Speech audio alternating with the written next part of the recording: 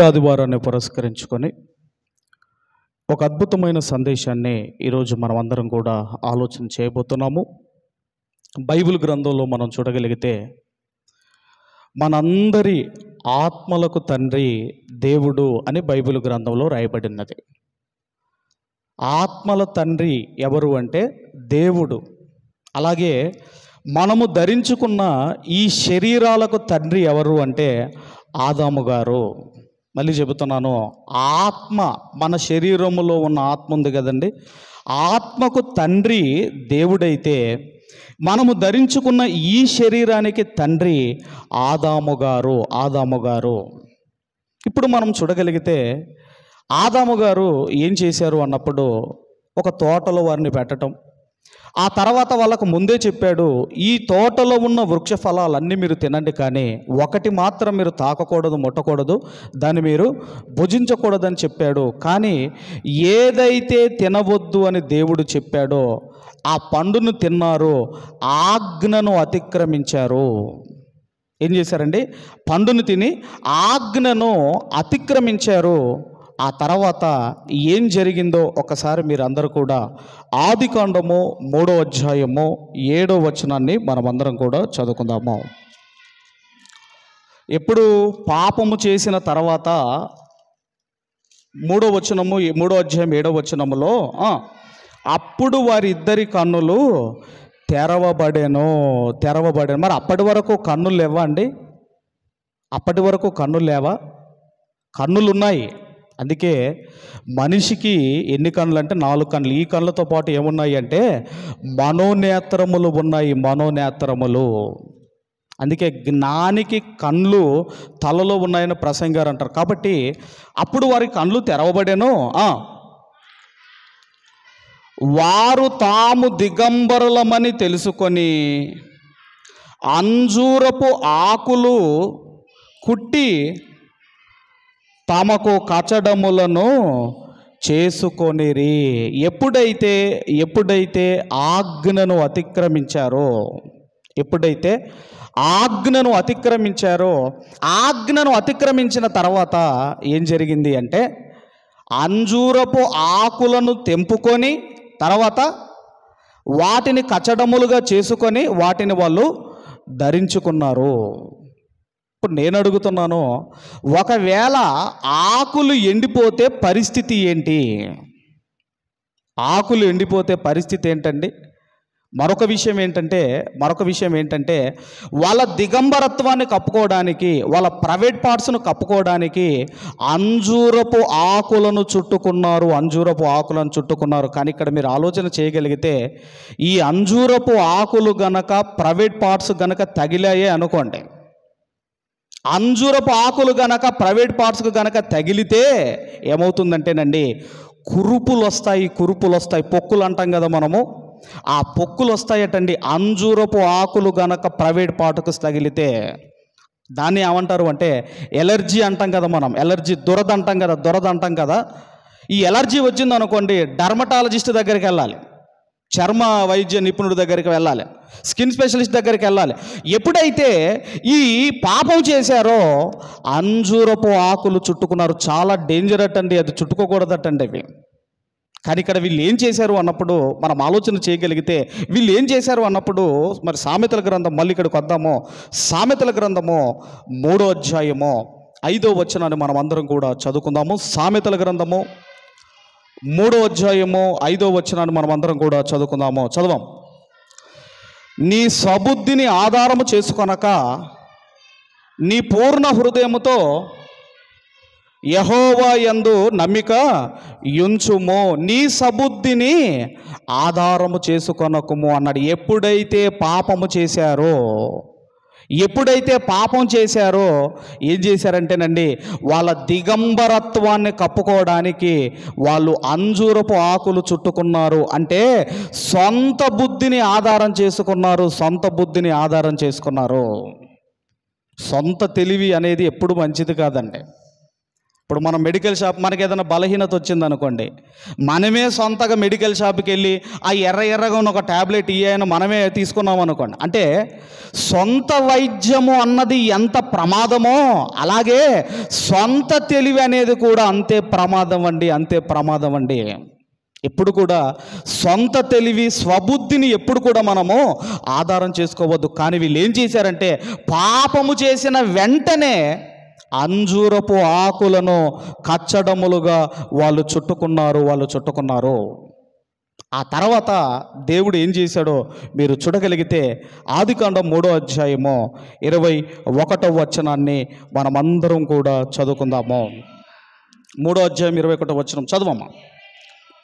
దేవుడైన యెహోవా ఆదామునకును అతని భార్యకును చర్మపు చొక్కాయిలను చేయించి వారికి తొడిగించెను. తర్వాత దేవుడే జాలిపడ్డాడు. దేవుడే మరలా జాలిపడ్డాడు. నా పిల్లలే కదా అని జాలిపడి, నాయనా అంజూరపు ఆకులు కాదు నాయన నువ్వు చుట్టుకోవలసింది, అది నీకు మంచిది కాదు నాయన, అది నీకు ఎలర్జీ వస్తుందా నాయన, నీకు దురద వస్తుందా నాయన అని దేవుడే చర్మపు చొక్కాయిలను ఆయనే కుట్టించాడు, చర్మపు చొక్కాయిలు ఆయనే చేయించాడు. ఇక్కడ మీరు ఆలోచన చేయగలిగితే ఇక్కడ ఒక విషయం మనకు అర్థం కావాలి. మనిషి పాపానికి ఒక జీవి బలి కావాలి. మనిషి పాపానికి ఒక జీవి బలి కావాలి. ఇప్పుడు ఈ చర్మపు చొక్కాలు ఎక్కడి నుంచి వచ్చాయి అన్నప్పుడు ఒక జీవి బలి కావాలి. అందుకే ఎక్కడి నుంచి ఈ చర్మపు చొక్కాలు తీసుకున్నాడో మరలా సామెతల గ్రంథము 27వ అధ్యాయము 26వ వచనాన్ని మనమందరము కూడా చదువుకుందాము. సామెతల గ్రంథము 27వ అధ్యాయము 26వ వచనాన్ని దయచేసి అందరము చదువుకుందాం. చదవండి. నీ వస్త్రముల కొరకు గొర్రె పిల్లలు ఉన్నవి, నీ వస్త్రముల కొరకు గొర్రె పిల్లలు ఉన్నవి. అంటే ఒక మనిషి ఎప్పుడైతే పాపము చేస్తాడో ఒక జీవి బలి కావాలి. ఇదే సీన్ ఎక్కడ రిపీట్ అయిందంటే మరలా కయ్యూను హేబేలు దగ్గర మరలా రిపీట్ అయింది. హేబేలు దగ్గర మీరు ఆలోచన చేయగలిగితే, అంటే మనిషి పాపాలు పోవాలి అంటే ఒక శ్రేష్టమైన గొర్రె పిల్లను బలివ్వాలన్నమాట. కాబట్టి మనం ఆలోచన చేయగలిగితే ఇలా ఆదాము అవ్వలు దేవుని ఆజ్ఞను ధిక్కరించి పాపులుగా మారిపోయారు, పాపం చేశారు. ఇక్కడ వరకు మీరు ఆలోచన చేయగలిగితే ఇక్కడ వరకు ఆగుదాం. ఇప్పుడు మరి దేవుడు ఎవరండి?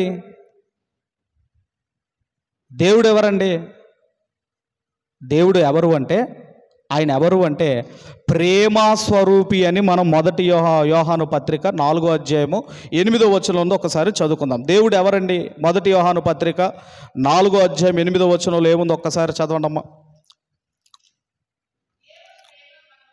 దేవుడు ప్రేమ స్వరూపి, ప్రేమ లేనివాడు దేవుణ్ణి ఎరుగడు. దేవుడు ప్రేమ స్వరూపి. ఆయన ప్రేమ ఎలాంటిదో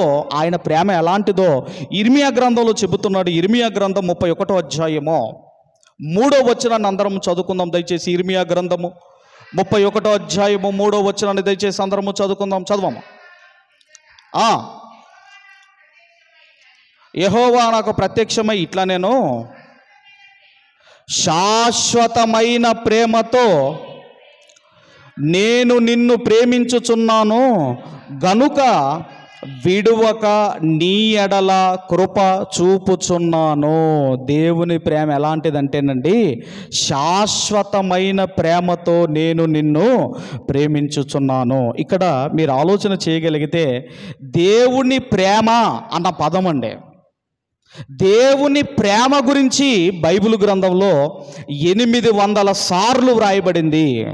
దేవుని ప్రేమ గురించి బైబిల్ గ్రంథంలో 800 సార్లు రాయబడింది. అంటే దేవుడు ఎవరయ్యా అంటే ఆయన ప్రేమ స్వరూపి. ఆయన ప్రేమ ఎలాంటిదంటే శాశ్వతమైన ప్రేమతో నేను నిన్ను ప్రేమించుచున్నాను అన్నాడు. ఇది మొదటి క్యారెక్టర్. అయితే దేవుని రెండో క్యారెక్టర్ మీరు చూడగలిగితే రెండవది ఏంటన్నప్పుడండి, దయచేసి ప్రకటన గ్రంథము 4వ అధ్యాయము 3వ వచనాన్ని అందరము చదువుకుందాము. ప్రకటన గ్రంథము 4వ అధ్యాయము దయచేసి 3వ వచనాన్ని మనం అందరము కూడా చదువుకుందాం. 8వ వచనాన్ని మనం అందరం కూడా చదువుకుందాం. 8 చదువుకుందాం. ఈ 4 జీవులలో ప్రతి జీవికి 6 రెక్కలు ఉండెను. అవి చుట్టూను రెక్కల లోపటలను కన్నులతో నిండి ఉన్నవి. అవి భూత వర్తమాన భవిష్యత్ కాలములలో ఉండు సర్వాధికారి అయిన దేవుడగు ప్రభువు పరిశుద్ధుడు పరిశుద్ధుడు పరిశుద్ధుడు అని మానక రాత్రింబగళ్ళు చెప్పుచుండెను. అంటే దేవుడు ఎవరటండి? ఆయన సర్వాధికారియగు పరిశుద్ధుడు పరిశుద్ధుడు. దేవుడు పరిశుద్ధుడు అని బైబిల్ గ్రంథంలో 700 సార్లు రాయబడిందండి. దేవుని ప్రేమ గురించి 800 సార్లు రాయబడితే దేవుడు పరిశుద్ధుడు అని 700 సార్లు బైబిల్ గ్రంథంలో వ్రాయబడింది. ఇప్పుడు ఒకటి దేవుడు ప్రేమ స్వరూపి, రెండవది దేవుడు పరిశుద్ధుడు. మూడవ క్యారెక్టర్ ఏంటో మీరు చూడగలిగితే, మూడవ క్యారెక్టర్ ఏంటంటేనండి, కీర్తనల గ్రంథము 33వ అధ్యాయము 5వ వచనాన్ని మనం అందరము కూడా చదువుకుందాము. కీర్తనల గ్రంథము 33వ అధ్యాయము 5వ వచనాన్ని మనం అందరము కూడా చదువుకుందాము. 5వ వచనం చదవమా? ఆయన నీతిని న్యాయమును, దేవుడు ఎవరంటే నీతి న్యాయములను ప్రేమించే దేవుడు. ఆయన అన్యాయము చేయుట అసంభవము. దేవుడు నీతి న్యాయము కలిగిన వాడు, నీతి న్యాయము కలిగిన వాడు. అదే మాట అదే కీర్తనల గ్రంథము 45వ కీర్తన 6-7 వచనాలు మనం అందరం కూడా చదువుకుందాము. 45వ కీర్తన 6-7 వచనాలు మనం అందరం కూడా చదువుకుందాము. దేవా, నీ సింహాసనము నిరంతరము నిలుచును, నీ రాజదండము న్యాయార్థమైన దండము. నీవు నీతిని ప్రేమించి భక్తిహీనతను ద్వేషించుచున్నావు. కావున దేవుడు నీ దేవుడే చెలికాండ్రుల కంటే హెచ్చు అగునట్లుగా నిన్ను ఆనంద తైలముతో అభిషేకించి ఉన్నాడు. దేవుడు ఎవరంటే ఆయన నీతిని ప్రేమించి భక్తిహీనతను ద్వేషించేవాడు, నీతి న్యాయములను ప్రేమించేవాడు దేవుడు. ఇప్పుడు ఎన్ని చెప్పుకున్నామండి? ఒకటి, నంబర్ 1 ఏంటండి? నంబర్ 1 దేవుడు ప్రేమ స్వరూపి. నంబర్ 2 ఏంటండి? దేవుడు పరిశుద్ధుడు. నంబర్ 3 ఏంటండి? నీతి న్యాయములను ప్రేమించేవాడు. ఇప్పుడు ఆదాం పాపం చేశాడు కదండి. ఆదాం ఏం చేశాడమ్మా? పాపం చేశాడు. పాపము వల్ల వచ్చు మరణము, పాపం వల్ల వచ్చు జీతము మరణము. ఆ మరణమే రెండవ మరణం అంటే అగ్నిగుండము. ఎవరు పాపం చేసినా పాపము వల్ల వచ్చు జీతము మరణము అంటే రెండవ మరణము. ఆ రెండవ మరణము అంటే అగ్నిగుండము. ఇప్పుడు ఆదామవ్వలు చేసిన పాపానికి ఇప్పుడు ఎక్కడికి వెళ్ళాలి వీళ్ళు? చెప్పాలమ్మా, ఎక్కడికి వెళ్ళాలి వీళ్ళు? అగ్నిగుండానికి వెళ్ళాలి వీళ్ళు. అయితే వీళ్ళను అగ్నిగుండంలో వేయడానికి మరి వీళ్ళు వెళ్ళడానికి ఏం అడ్డుపడిందంటే ప్రేమ అడ్డుపడింది. అయ్యా, నీ పిల్లలు కదా, నీకు ప్రేమ లేదా? నీ పిల్లలు కదా, నీకు ప్రేమ లేదా అని ప్రేమ అగ్నిగుండానికి ఆదామవలను పంపించకుండా ప్రేమ దేవుణ్ణి బతిమాలుకుంది. ప్రేమ దేవుణ్ణి బతిమాలుకుంది. నీ పిల్లలే కదయ్యా అంటే అప్పుడు దేవుడు కూడా ప్రేమ బతిలాడింది కదా, ఓకే నేను అగ్నిగుండానికి పంపనులే అనుకుంది. ఆ తర్వాత ఏం అడ్డుపడిందంటే పరిశుద్ధత అడ్డుపడింది. ఒకవేళ ప్రేమ ఉంటే సరిపోతుందా? పరిశుద్ధత ఉండవలసిన అవసరం లేదా? నీ పిల్లలకు ప్రేమ ఉంటేనే సరిపోయిందా? పరిశుద్ధత అవసరం లేదా అని ఎవరు క్వశ్చన్ చేశారండి?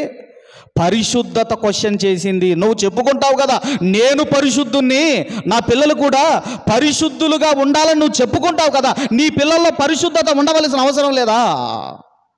అప్పుడు దేవుడు అన్నాడు, పరిశుద్ధతే కదా నీకు కావాల్సింది, ఇదిగో నా నోటి మాటతో వారి పాపములను క్షమించి నేను వారిని పరిశుద్ధులుగా మలుస్తున్నాను. ఇప్పుడు ప్రేమ హ్యాపీ అయిపోయింది, ఆ తర్వాత పరిశుద్ధత కూడా హ్యాపీ అయిపోయింది. అప్పుడు వెంటనే మరొకటి క్వశ్చన్ చేసింది, ఏంటంటే మీకు నీతి న్యాయము లేదా? ఏమి లేదా మీకు? నీతి న్యాయం ఏమి లేదా మీకు? నువ్వు నీతి కలిగిన దేవుడవు, నువ్వు ఇదిగో న్యాయము చేసే దేవుడవు కదా, ప్రేమ పరిశుద్ధత ఉంటే సరిపోతుందా? నీతి న్యాయం అవసరం లేదా? అప్పుడు ఏం జరిగిందని మనం ఆలోచన చేయగలిగితే, దేవుడు నీతి న్యాయము జరిగించాలి అంటే, ఆదాం అంటే ఎవరంటే ఆయన ఫెడరల్ హెడ్. ఆయన ఫెడరల్ హెడ్ అంటే సమైక్య ప్రతినిధి, ఆయన సమైక్య ప్రతినిధి, అధిపతి. ఒక ఆదాము పాపం చేయటం వల్ల అందరి మీదకి పాపం వచ్చింది, పాపం వల్ల అందరికీ మరణం సంప్రాప్తి అయింది. అందుకే ఆదాము అనే ఆయన ఎవరు అంటే ఆయన ఫెడరల్ హెడ్, అంటే సమైక్య ప్రతినిధి. ఆయన పాపం చేశాడు, అందరి మీదకి మరణం వచ్చింది. ఇప్పుడు నీతి న్యాయం జరగాలి అంటే మరొక సమైక్య ప్రతినిధి రావాలి, మరొక ఫెడరల్ హెడ్ ఈ భూమి మీదకి రావాలి. ఇప్పుడు మరలా నీతి న్యాయం జరగాలంటే ఎవరు రావాలంటే మరొక ఫెడరల్ హెడ్ రావాలి, మరొక సమైక్య ప్రతినిధి రావాలి. అందుకే ఎవరు వచ్చారో మీరు చూడగలిగితే కొరంథీయులకు రాసిన మొదటి పత్రిక 15వ అధ్యాయము 45వ వచనాన్ని మనం అందరము కూడా చదువుకుందాము. 15వ అధ్యాయము 45వ వచనాన్ని మనమందరం కూడా చదువుకుందాము. కొరంథీయులకు రాసిన మొదటి పత్రిక, ఇందు విషయమై ఆదామును మొదటి మనుషుడు జీవించు ప్రాణి ఆయనని వ్రాయబడి ఉన్నది, కడపటి ఆదాము జీవింపచేయు ఆత్మ ఆయను.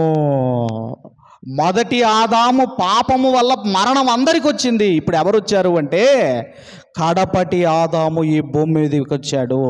అందుకేనండి మరి మీ అందరికీ తెలుసు, ఇప్పుడు ట్రంప్ రాకముందు ఎవరున్నారు అంటే జో బైడెన్ ఆయన ప్రెసిడెంట్గా ఉండేవాడు, తెలుసు కదండి మీ అందరికీ. ఇప్పుడు ట్రంప్ రాకముందు జో బైడెన్ అనే ఆయన వచ్చాడు. ఆయన ఏం చేశాడు అంటేనండి, ఆయన డ్రగ్స్కు అలవాటు పడ్డాడు. ఆయన డ్రగ్స్కు తర్వాత తాగి ఆయన లైసెన్స్ లేని రివాల్వర్తో ఆయన భయపెట్టడం వల్ల ఆయన మీద కేసు అయిందండి. కేసు అవ్వటం వల్ల ఇప్పుడు తండ్రి ప్రెసిడెంట్ పోస్టులో ఉన్నాడు కదా, తండ్రి ప్రెసిడెంట్ పోస్టులో ఉండేసరికి నా కొడుకే కదా అని క్షమించి విడిచిపెట్టాడు. ఆ టైంలో ట్రంప్ అన్నాడు, నీ కొడుకు తప్పు చేస్తే, నీ కొడుకు ఇల్లీగల్గా ఇదిగో రాంగ్ చేస్తే నీ కొడుకును నువ్వు క్షమించవు, ఇది రైట్ కాదు అని ఒక ట్రంప్ ప్రశ్నించాడు ఆ మధ్యకాలంలో. ఇక్కడ కూడా మనం ఆలోచన చేయగలిగితే ప్రేమ అడ్డుపడింది, ప్రేమ నొప్పించాడు, తర్వాత ఇదిగో పరిశుద్ధత నొప్పించాడు. ఇప్పుడు ఏం జరగాలి అంటే నీతి న్యాయము జరగాలి అంటే ఇదిగోనండి కడపటి ఆదాము రెండవ ఫెడరల్ హెడ్ ఈ భూమి మీదకి రావాలి. ఆయనే కడపటి ఆదాము యేసుక్రీస్తు వారు. ఆయన వచ్చి ఏం చేశాడో చివరిగా త్వరగా ఈ మాటలు చదువుకొని ముగించుకుందాం. కొరింథీయులకు రాసిన 2వ పత్రిక 5వ అధ్యాయము 18, 19 తర్వాత 21వ వచనాన్ని చదువుకుందాం. సమస్తమును దేవుని వలనైనవి, ఆయన మనలను క్రీస్తు ద్వారా తనతో సమాధానపరుచుకొని ఆ సమాధాన పరిచర్య మాకు అనుగ్రహించెను. అదేమనగా దేవుడు వారి అపరాధములను వారి మీద మోపక క్రీస్తునందు లోకమును తనతో సమాధానపరుచుకొనుచు ఆ సమాధాన వాక్యములను మాకు అప్పగించెను. 21 ఎందుకనగా మనం ఆయన యందు దేవుని నీతి అగునట్లు పాపం ఎరుగని ఆయనను మన కోసము పాపముగా చేసెను. ఇప్పుడు ఏం జరగాలి అంటే నీతి న్యాయము జరగాలి, నీతి న్యాయము జరగాలి. నీతి న్యాయము జరిగించడానికే యేసుక్రీస్తు వారు ఈ భూమి మీదకి వచ్చాడు. అందుకేనండి సిలువలో ఆయన ప్రేమను ఆయన త్యాగం చేశాడు. సిలువలో దేవుడు యేసుక్రీస్తు వారిని, యేసుక్రీస్తు తన ప్రియమైన కుమారుణ్ణి ఆయన త్యాగం చేశాడు. ఆ తర్వాత యేసుక్రీస్తు వారు పరిశుద్ధుడుగా బ్రతికాడు. ఇప్పుడు ఆయన అంటున్నాడు, ఆయన ద్వారా మనకేం కలగాలటండి? నీతి కలగాలి. ఆయన ద్వారా మనకు నీతి కలగాలి. మరొక మాట కూడా మీరు చూడగలిగితే దయచేసి తెస్సలోనీయులకు రాసిన మొదటి పత్రిక, అపోస్తులైన పౌలు గారు తెస్సలోనీయులకు రాసిన మొదటి పత్రిక, మొదటి అధ్యాయము 10వ వచనాన్ని అందరము చదువుకుందాం. 9-10 వచనాలు ఉంటాయి, అందరము చదవమ్మా.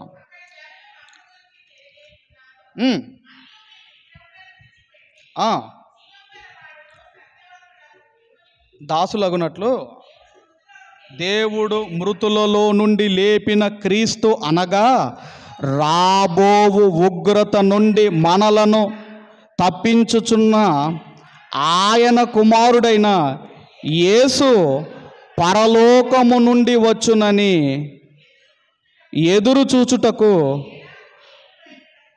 మీరు ఎలాగూ దేవుని వైపునకు తిరిగితిరో ఆ సంగతి వారే తెలియజేయుచున్నారు. ఎందుకు వచ్చాడు అంటే ఆయన ఉగ్రత నుండి తప్పించడానికి యేసుక్రీస్తు వారి భూమి మీదకి వచ్చాడు. అసలు ఉగ్రత అనేది ఎందుకు వచ్చిందంటే మనిషి పాపము చెయ్యటం వల్ల మనిషి మీదికి దేవుని ఉగ్రత వస్తుంది. అందుకేనండి యేసుక్రీస్తు వారు మనము అనుభవించవలసిన ఆశ్రమను ఆ పాపమును మనం అనుభవించాలి, ఆ శిక్ష మనం అనుభవించాలి. తన మీద వేసుకొని నీతి న్యాయము జరిగించాడు. చివరిగా రోమీయులకు రాసిన పత్రిక 5వ అధ్యాయము 9వ వచనాన్ని చదువుకొని ముగించుకుందాం. దయచేసి రోమీయులకు రాసిన పత్రిక 5వ అధ్యాయము 9వ వచనాన్ని మనమందరం కూడా చదువుకుందాము. కాబట్టి ఆయన రక్తము వలన ఇప్పుడు నీతిమంతులుగా తీర్చబడి మరి ఇంత నిశ్చయముగా ఆయన ద్వారా ఉగ్రత నుండి రక్షింపబడుదుము. కాబట్టి మనం ఆలోచన చేయగలిగితే దేవుడు తన ప్రేమను ఇదిగోనండి సిలువలో ఆయన త్యాగం చేశాడు. యేసుక్రీస్తు వారు పరిశుద్ధముగా బ్రతికాడు. ఆయన నీతి న్యాయములు జరిగించి ఉగ్రత నుంచి మనల్ని తప్పించాడు. యాక్చువల్గా మనం అందరం ఎక్కడికి వెళ్ళాలి అంటే పాపము వల్ల వచ్చు మరణము అగ్నిగుండము. ఆ పాపం వల్ల వచ్చే జీతం ఏంటంటే అగ్నిగుండము. అగ్నిగుండానికి వెళ్ళవలసిన మనము, పాపము చేసిన మనము, శిక్ష అనుభవించవలసిన మనము, ఆయన ఆ శిక్షను తన మీద వేసుకొని నీతి న్యాయములు జరిగించి ఉగ్రత నుంచి మనల్ని విడిపించాడు. అందుకే మొదటి ఆదాము ద్వారా మరణము అందరికీ సంప్రాప్తి అయ్యానో అలాగే కడపటి ఆదాము ద్వారా జీవము అందరికీ సంప్రాప్తి అయ్యింది. కాబట్టి మనం ఆలోచన చేయగలిగితే ఇదిగోనండి మనము కూడా ఎన్ని పాపాలు చేస్తున్నా యేసుక్రీస్తు వారు తన మీద వేసుకొని మనల్ని విడిపించాడు, మనల్ని పవిత్రపరిచాడు. కాబట్టి ఆ పరిశుద్ధతను, ఆ పవిత్రతను మనం కాపాడుకుంటూ దేవుడున్న లోకానికి వెళ్ళాలని మనం కోరుకుంటూ ఈ మాటలు ముగిస్తున్నాను. దేవుడు మనందరిని దీవించి ఆశీర్వదించును గాక. ఆమేన్. మరి ఈ వాక్కులు